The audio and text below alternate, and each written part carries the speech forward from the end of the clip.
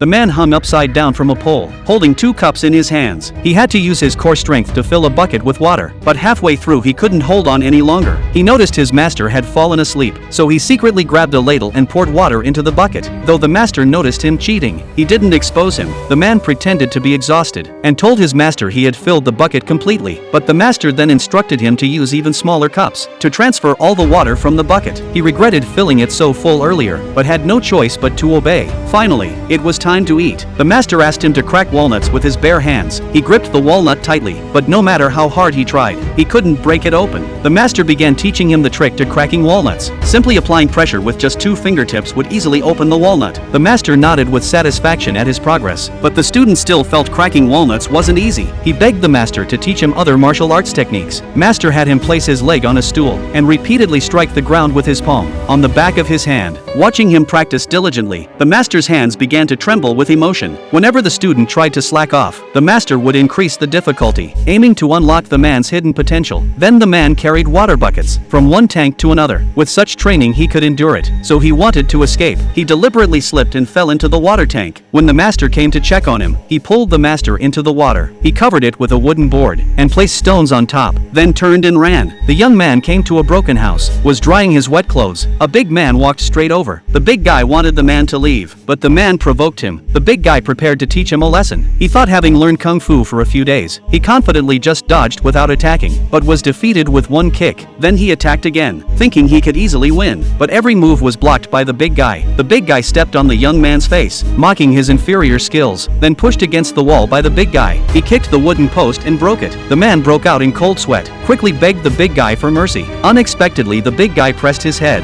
made him crawl through his crotch. He had no choice but to comply. Afterward, he was determined. He must get revenge. Unexpectedly, he suddenly fell to the ground again. He had to return to his master, apologized to the master, and the master held no grudge, continued teaching him martial arts.